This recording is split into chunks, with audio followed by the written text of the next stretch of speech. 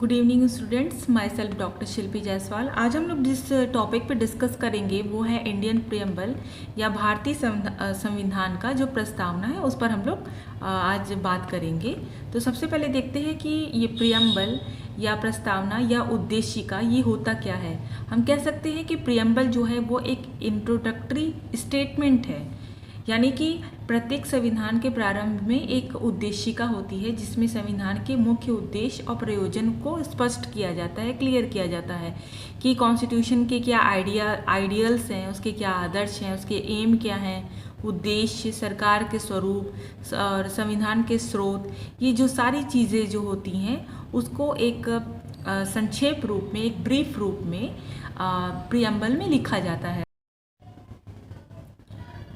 सर्वप्रथम अमेरिकी कॉन्स्टिट्यूशन ने प्रियम्बल को अडॉप्ट किया था। उसके बाद बहुत सारे देशों ने इसे अपनाया, जिसमें भारत भी शामिल है। प्रख्यात न्यायविद व संवैधानिक विशेषज्ञ N.A. पालकीवाला ने प्रियम्बल को संविधान का परिचय पत्र कहा है। इसके साथ ही K.M. मुंशी ने इसे पॉलिटिकल हॉरोस्कोप यानी कि राजनीतिक जन्म पत्री या राजनीतिक जन्म कुंडली भी कहा है। अगर हम बात करें कि प्रियम्बल को ड्राफ्ट किसने किया, प्रियम्बल को बनाया किसने, तो कॉन्स्टिट्यूट असेंबली में या संवैधानिक सभा में जो पंडित नेहरू जी ने 13 दिसंबर 1946 को जो अपना ऑब्जेक्टिव रेजोल्यूशन जो पास किया था या पेश किया था, और ये जो ऑब्जेक्टिव रेजोल्यूशन है उसे ही 22 जनवरी 1947 में एज अ प्रियम्बल अडॉप्ट कर लिया गया। अगर हम बात करें कि प्रियम्बल का इंडियन कॉन्स्टिट्यूशन में क्या हिस्ट्री है, तो ड्राफ्टिंग कमेटी ने देखा कि प्रियम्बल जो है वो नए राष्ट्र की विशेषताओं को परिभाषित करने तक ही सीमित होना चाहिए, और उस समय प्रियम्बल को अडॉप्ट इसीलिए किया गया ताकि प्रियम्बल जो है वो ये बता सके कि जो कॉन्स्टिट्यूशन है उसको एक संक्षिप्त रूप में जान सकें।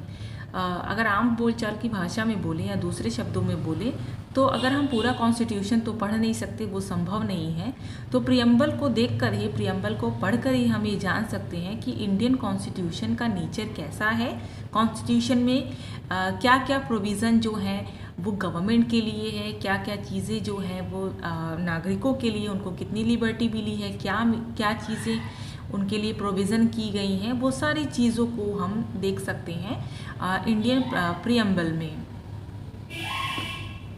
तो इंडियन प्रियम्बल को जो एज अ जो ऑब्जेक्टिव रेजोल्यूशन है उसके अकॉर्डिंग ही उसे ही अपनाया गया था 22 जनवरी 1947 में। ये हमारा इंडियन कॉन्स्टिट्यूशन का प्रियम्बल है और हमें प्रियम्बल बिल्कुल लर्न होना चाहिए। और कोई भी कंपटीशन का एग्ज़ाम हो, जीएस का जो पार्ट होता है उसमें इंडियन कॉन्स्टिट्यूशन बहुत ही इम्पॉर्टेंट एक चैप्टर है, भले उसमें से 4-5 जितने भी क्वेश्चंस आएँ। तो इसलिए इंडियन कॉन्स्टिट्यूशन का जो प्रियम्बल है हमें हमेशा ध्यान रखना चाहिए, कम से कम एक क्वेश्चन तो उसमें से ज़रूर आएगा, 1 या 2 क्वेश्चन जितने भी आए, तो हमें अपना प्रियम्बल बिल्कुल लर्न होना चाहिए। बिल्कुल भी ये टफ नहीं है, 4 बार 5 बार रटिए, बिल्कुल याद हो जाएगा। आगे हम लोग देखते हैं कि जो ये इंडियन कॉन्स्टिट्यूशन का जो प्रियम्बल है उसको समझने का प्रयास करते हैं। तो ये एक चार्ट है जो ये बताता है कि इंडियन प्रियम्बल जो है उसको हम कितने पार्ट्स में डिवाइड कर सकते हैं, या ये हम कह सकते हैं कि प्रियम्बल जो बेसिकली है वो ये आइडिया देता है कि क्या क्या हमारे इंडियन कॉन्स्टिट्यूशन में क्या क्या चीज़ें जो हैं हम उसको इस 4 पार्ट में डिवाइड करके पढ़ सकते हैं। तो सबसे पहले ये है कि कॉन्स्टिट्यूशन के सोर्स क्या हैं। इंडियन प्रियम्बल से क्या पता चलेगा कि who is the sources of the constitution. तो इंडियन प्रियम्बल जब आप देखेंगे तो सबसे पहले इसमें लिखा हुआ है we the people of India, यानी हम भारत के लोग। तो यहाँ पर आप देखिए, तो यहाँ पर हम ये देख सकते हैं कि सोर्सेस ऑफ द कॉन्स्टिट्यूशन कौन है, we the people of India, यानी हम भारत के लोग, यानी कि भारत के लोगों ने ही इस संविधान को बनाया है, स्वीकार किया है और खुद को समर्पित किया है। यानी कि किसी बाहरी ने हमारे इंडियन कॉन्स्टिट्यूशन को नहीं बनाया है, हमने ही आपस में अपने कॉन्स्टिट्यूशन को बनाया और खुद ही को ही समर्पित कर दिया। यानी कि इंडियन कॉन्स्टिट्यूशन का सोर्स जो है वो कौन है? वो भारत के लोग हैं। और यहाँ पर हम भारत के लोग या we the people of India से क्या पता चलता है? एक पॉपुलर सॉवरेनिटी या लौकिक संप्रभुता जो है वो स्पष्ट होती है। यानी कि इन शब्दों से ये अभिप्राय ये है कि संविधान के निर्माता भारतीय ही हैं, संविधान की शक्ति का स्रोत जो पावर है वो इंडियन सिटीजन ही है, और जो सॉवरेनिटी है वो जनता में ही है। हाँ, फिर हम देखेंगे कि nature of the Indian state, यानी भारत का जो संविधान का जो स्वरूप है वो कैसा है, ये भारतीय राज्य का स्वरूप कैसा है। तो सबसे पहले इसमें टर्म है सॉवरेनिटी, यानी कि संप्रभुता। संप्रभुता का क्या अर्थ है? संप्रभुता का अर्थ ये है कि भारत जो है अपने इंटरनल और एक्सटर्नल मामलों में बिना किसी बाहरी दबाव के खुद से ही अपना डिसीजन ले सकता है। यानी कि अगर वो अपनी कंट्री के अंदर कोई भी अगर लॉ बनाता है तो वो किसी फॉरेन कंट्री से उसको परमिशन नहीं लेना होगा, या कोई दूसरी कंट्री उसको सुपरवाइज नहीं करेगी। यहाँ पर इंडिया पूरी तरीके से फ्री है। यहाँ पर जो सॉवरेनिटी है उसको आप देख सकते हैं कि जब हम ब्रिटिश भारत में थे तो हमारे लिए लॉ कौन बनाता था? कोई दूसरी कंट्री, यानी British government. But now we are the sovereign, India is a sovereign country. अब भारत जो है वो पूरी तरीके से स्वतंत्र है कि वह अपना सारी जो जितने भी मैटर है इंटरनल और एक्सटर्नल, यानी कि आंतरिक नीति और बाह्य नीति, वैदेशिक मामले, वो सारा वो खुद से ही कर सकती है, वो पूरी तरीके से फ्री है। दूसरा है सेकुलर, यानी कि पंथ निरपेक्ष। यहाँ पर आपको कंफ्यूज नहीं नहीं होना है। हमारे कॉन्स्टिट्यूशन में धर्मनिरपेक्ष नहीं बल्कि पंथ निरपेक्ष शब्द का प्रयोग किया गया है। पंथ निरपेक्ष या सेकुलर वर्ड का क्या मतलब है? The state has no religion, यानी कि भारत का कोई भी अपना धर्म नहीं है। लेकिन यहाँ पर ये निगेटिव कॉन्सेप्ट नहीं है, ये पॉजिटिव कॉन्सेप्ट है।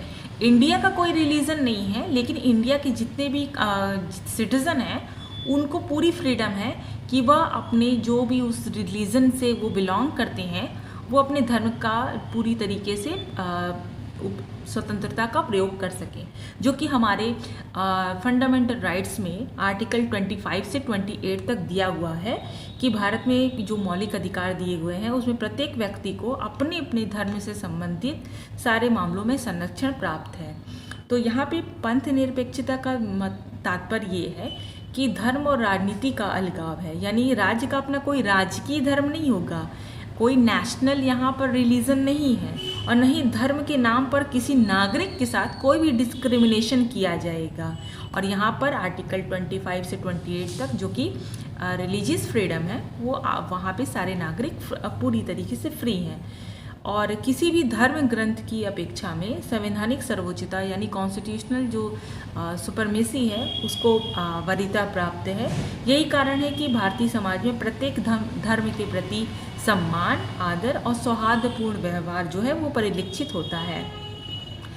सेकुलर वर्ड जो है, समाजवाद जो है, सोशलिस्ट जो है वो एक विचारधारा है, और यहाँ पर हमने मार्क्स के सोशलिज्म की बात नहीं की है या किसी वेस्टर्न कंट्री के सोशलिज्म की बात नहीं की है। ये सोशलिज्म का मतलब है कि महात्मा गांधी प्लस जवाहरलाल नेहरू का जो सोशलिज्म था या समाजवाद था उसको हम लोगों ने अडॉप्ट किया है। ये समाजवाद एक ऐसी आइडियोलॉजी, एक ऐसी विचारधारा है जिसमें समानता के लगभग प्रत्येक आयाम परिलक्षित होते हैं। अब यहाँ पर इसका एम क्या है कि सार्वजनिक और निजी क्षेत्र का जो है कोऑर्डिनेशन हो, और लेकिन इसमें पब्लिक सेक्टर को ही वरीयता दी जाएगी। इसके साथ ही साथ poverty, ignorance, inequality of opportunity, ये सबों को दूर किया जा सके। संपत्ति का जो केंद्रीकरण है या सेंट्रलाइजेशन है उसको रोका जा सके। इसके साथ ही साथ जो मजदूर हैं, जो वंचित वर्ग हैं यानी डिप्राइव क्लास, उनके वेलफेयर के लिए काम किया जा सके। तो यहाँ नहीं, ये जो लोकतांत्रिक समाजवाद है ये नेहरू जी की विचारधारा से संबंधित है, और इसमें मिक्स इकोनॉमी यानी मिश्रित अर्थव्यवस्था के पूरे लक्षण मौजूद हैं। नेक्स्ट आपका डेमोक्रेटिक रिपब्लिक है। इसका क्या मतलब है? डेमोक्रेटिक रिपब्लिक जो है इसका मतलब ये है कि यहाँ पर डेमोक्रेसी जो है वो होगा, और डेमोक्रेसी का मतलब आपको पता है कि जनता का शासन। जनता जो है, सिटीजन जो है, वो खुद इलेक्ट करेगी कि कौन उनके ऊपर एज अ गवर्नमेंट इलेक्ट होकर आए, यानी कि पूरा सरकार को चुनने का अधिकार जो है वो जनता को है। और इसके साथ ही साथ यहाँ पर संसदीय लोकतंत्र को अपनाया गया है, जिसमें जो कैबिनेट है या मंत्री परिषद है वो अपने समस्त पूरे कामों के लिए लेजिस्लेटिव के प्रति पूरी तरीके से रिस्पॉन्सिबल होगी। और इसके साथ हमने रिपब्लिक को भी लिया है, रिपब्लिक वर्ड को लिया है। अब रिपब्लिक या गणराज्य शब्द का क्या मतलब है? ये जस्ट मोनार्की का अपोजिट है यहाँ, यानी कि ये रिपब्लिक में जो ये होता है कि जो राज्य का जो प्रमुख होगा, जो मेन जो कॉन्स्टिट्यूशनल जो हेड है, कॉन्स्टिट्यूशन के अकॉर्डिंग जो हमारा चीफ एग्जीक्यूटिव है वह प्रेसिडेंट होता है। तो यहाँ नहीं कि यहाँ पर प्रेसिडेंट जो है वह इलेक्टेड होगा, न कि वंशानुगत, हेरिडेटरी पे नहीं, वो ब्लड रिलेशन से नहीं आएगा। यहाँ पर जो प्रेसिडेंट है वह इलेक्टेड होगा। जैसे ब्रिटेन में रिपब्लिक नहीं है, वहाँ पर मोनार्की है, लेकिन यानी कि वहाँ पे राजा या राजा का बेटा या बेटी ही राजा या रानी बनेंगे। लेकिन यहाँ पर ये है कि प्रेसिडेंट का जो होता है हर 5 साल पे एक इलेक्शन होता है। तो फिर नेक्स्ट है इसके ऑब्जेक्टिव कि संविधान का उद्देश्य क्या है। तो पहला है जस्टिस, यानी कि न्याय। अब न्याय क्या होता है? न्याय के अंतर्गत सामाजिक, आर्थिक और राजनीतिक तीनों न्याय सम्मिलित हैं, और ये जो है वो रशियन रेवोल्यूशन या रूसी क्रांति से प्रेरित है। प्रत्येक पक्ष के साथ न्याय का तात्पर्य ये होता है कि सभी के साथ समान व्यवहार, किसी के भी राइट्स के साथ किसी के भी साथ अन्याय ना हो, ताकि सब राष्ट्र जो है वो प्रगति के मार्ग पे चलता रहे। सामाजिक न्याय का अर्थ ये होता है कि प्रत्येक व्यक्ति के साथ जो उसका कास्ट है, रेस है, रिलीजन, जेंडर, इन किसी भी आधार पे कोई भी डिस्क्रिमिनेशन ना हो। आर्थिक न्याय का अर्थ है कि जो प्रॉपर्टी का जो असमानता है उसको दूर करना, और राजनीतिक न्याय का अर्थ है कि हर व्यक्ति को समान राजनीतिक अधिकार प्राप्त होंगे, चाहे वो राजनीतिक दफ्तरों में प्रवेश की बात हो या अपनी बात सरकार तक पहुंचाने का। और आपको सभी को पता है कि जब 18 ईयर्स के हो जाते हैं तो राइट टू वोट सभी को मिलता है, और वहाँ पर किसी के साथ भी कास्ट, क्लास, रेस, जेंडर या प्लेस ऑफ बर्थ के आधार पे कोई भी आधार पे डिस्क्रिमिनेशन नहीं होता। नेक्स्ट है इक्वालिटी, यानी कि समानता। अब समानता से क्या अर्थ है कि यहाँ पर जो भारत का जो प्रस्तावना है, प्रियम्बल है, उसमें प्रतिष्ठा और अवसर की समता की बात की गई है, और यानी कि बिना किसी भेदभाव के प्रत्येक व्यक्ति को समान अवसर प्राप्त होगा। और इसके साथ ही साथ और यही जो समानता है वो 3 पार्ट्स में डिवाइड होंगे: सोशल, पॉलिटिकल और इकोनॉमिक।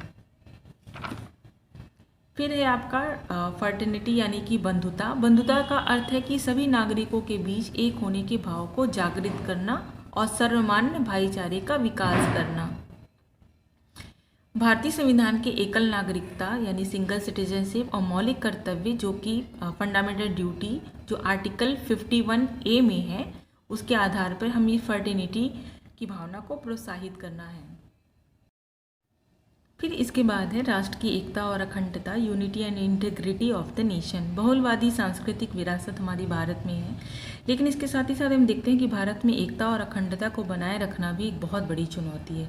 अतः मौलिक कर्तव्यों के तहत प्रत्येक नागरिक का यह कर्तव्य माना जाता है कि वो अपने राष्ट्र की एकता और अखंडता को बनाए रखें। 42 सेकेंड अमेंडमेंट 1976 के द्वारा प्रियम्बल में एकता के साथ ही साथ अखंडता शब्द को भी जोड़ा गया, यानी इंटीग्रिटी को भी जोड़ा गया। फिर हम देखते हैं कि प्रियम्बल का एडॉप्शन का डेट क्या है, कब इसे हमने स्वीकृत किया। तो 26 नवंबर 1949 को हमने प्रियम्बल को एडॉप्ट किया। नेक्स्ट हम लोग देखेंगे कि कीवर्ड्स इन द प्रियम्बल, यानी कि अगर हम भारतीय प्रस्तावना को देखें तो कीवर्ड्स क्या हैं।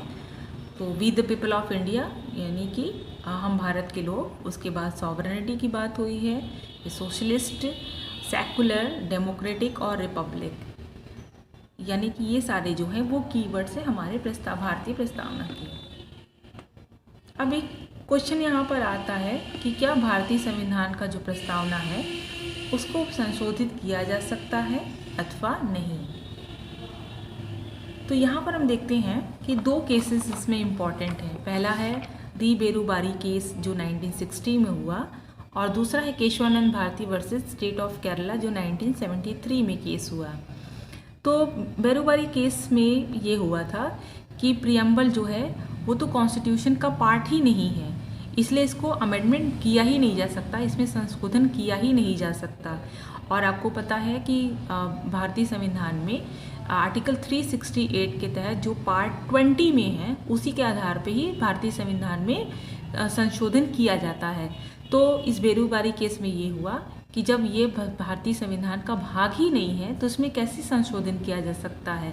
तो यानी यहाँ पर आर्टिकल 368 के तहत यहाँ पर इसको अमेंडमेंट नहीं किया जा सकता।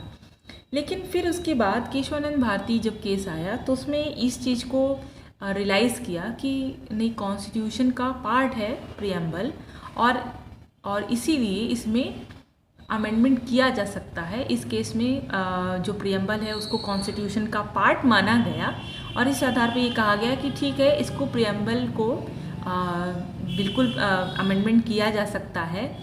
लेकिन यहाँ पर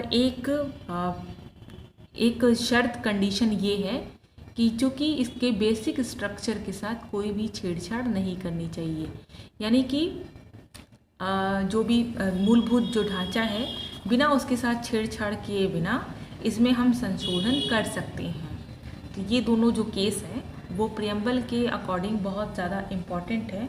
हालांकि इसके बाद जो है वो SR बोम्मई बनाम यूनियन ऑफ इंडिया का केस भी आया जो कि 1994 में आया। उसमें इस केस में जो दिए गया जो निर्णय था उसके पैरा 248 में ये लिखा हुआ है कि जो प्रियम्बल है वो कॉन्स्टिट्यूशन का पार्ट है।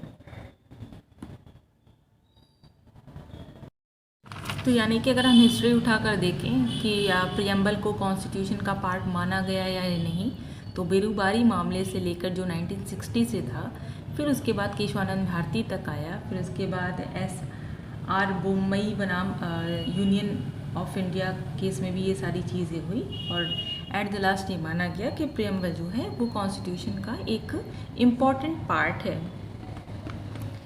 फिर उसके बाद कॉन्स्टिट्यूशन की जो प्रियम्बल है उसमें अमेंडमेंट हुआ और